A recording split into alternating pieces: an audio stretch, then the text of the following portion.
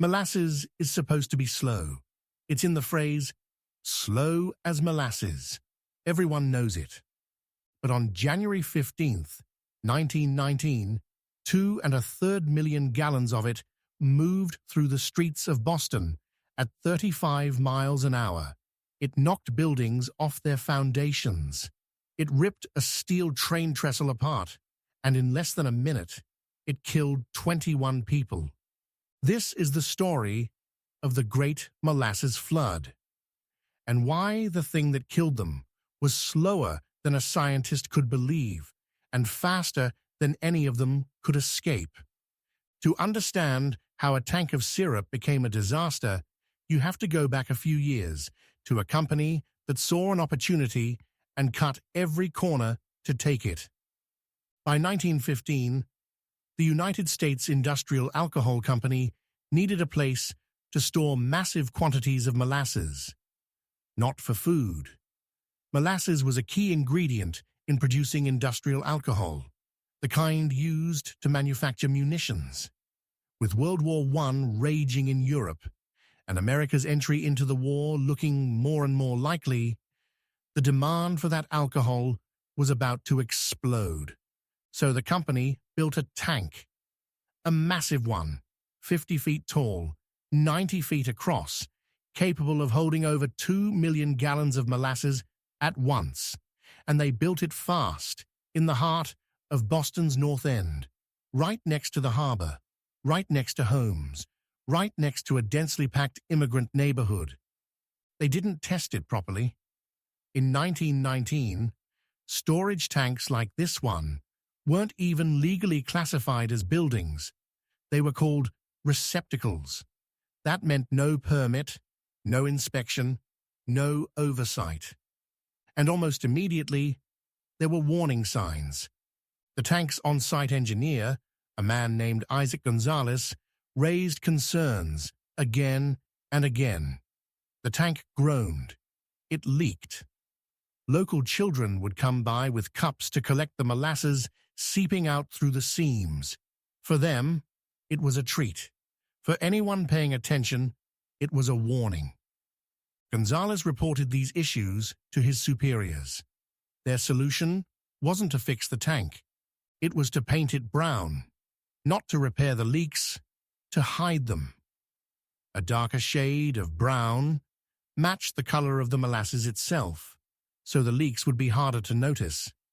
For nearly 2 years, the tank groaned and leaked, and the company chose paint over engineering.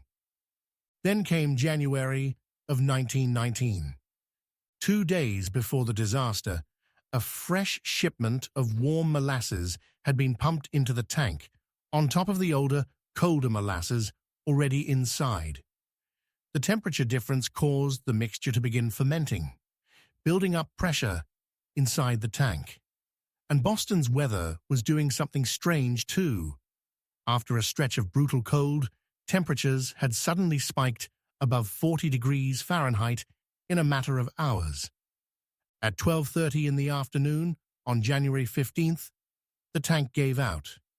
Witnesses described a sound like machine gun fire as the rivets holding the tank together shot out one by one. Then the entire structure ruptured, and the full weight of over 2 million gallons of molasses, nearly 13,000 tons of it, was released all at once. What happened next defies what most people would expect from a wave of syrup. Molasses is what's known as a non-Newtonian fluid. Its viscosity, how thick and slow-moving it is, changes dramatically depending on the forces acting on it. Under the sudden violent pressure of the tank's collapse, the molasses didn't ooze, it surged. Witnesses estimated the initial wave reached 25 feet high, and it moved at an estimated 35 miles per hour, faster than a person can run. It tore through the streets of the North End like a tidal wave. It lifted a nearby firehouse off its foundation. It ripped through the steel support beams of the elevated railway, buckling the tracks and nearly sending a train car off the rails. Saved only by a quick-thinking operator who managed to stop it in time. Horses caught in the wave couldn't escape. The thick, sticky fluid trapped them the way flypaper traps an insect. The harder they struggled, the deeper they sank. Human beings suffered the same fate. Survivors described people and animals so coated in molasses that it was almost impossible to tell them apart from a distance, just shapes struggling in a rising brown tide. And here's the part that made the disaster so much worse. As the molasses spread out across the freezing Boston streets, it began to cool. And as it cooled, its viscosity shot back up. The same fluid that had surged like a wave minutes earlier now thickened into something closer to wet cement, trapping victims in place, making rescue nearly impossible. Rescue workers, including sailors from a nearby Navy ship, waded into the molasses within minutes, but the substance fought them at every step. Some victims were pulled free, others were not. It took rescue crews 4 full days to be certain they'd found everyone. Many of the dead were so completely coated in syrup that responders struggled to even recognize them as human. By the time it was over, 21 people were dead, 150 more were injured, and the neighborhood most affected, Boston's North End, was home almost entirely to Italian immigrant families, many of whom had little political power to demand accountability. In the aftermath, the United States Industrial Alcohol Company tried something remarkable. They claimed the tank hadn't failed on its own at all. They blamed anarchists, suggesting the tank had been deliberately bombed, conveniently shifting attention away from their own negligence at a time when anti-immigrant and anti-radical suspicion was running high in America. It didn't work. A court-appointed auditor spent 3 years investigating the case and found the company directly responsible for the disaster.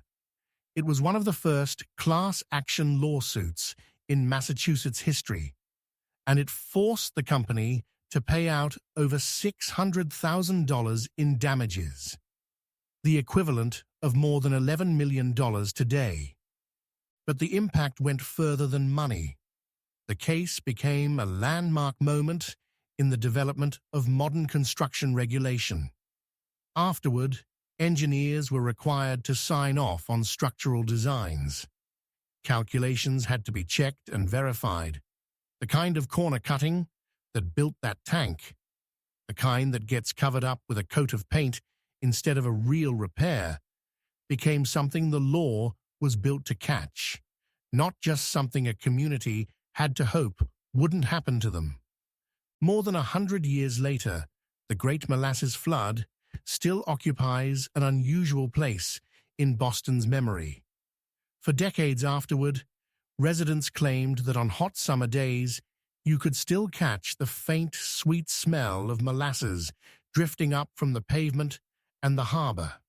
Whether that's literal fact or civic folklore passed down through generations, it speaks to how deeply this disaster embedded itself into the identity of the neighborhood it struck. It's a strange kind of story, one that almost sounds like a joke, until you understand the physics, and until you understand exactly how many warnings were ignored to make it possible. 21 people lost their lives to something that by every rule the world seems to run on should have been harmless, slow, sweet, ordinary. The Great Molasses Flood is proof that the most unlikely disasters are rarely just bad luck. Somewhere behind them, almost always, is a warning somebody chose to paint over instead of fix.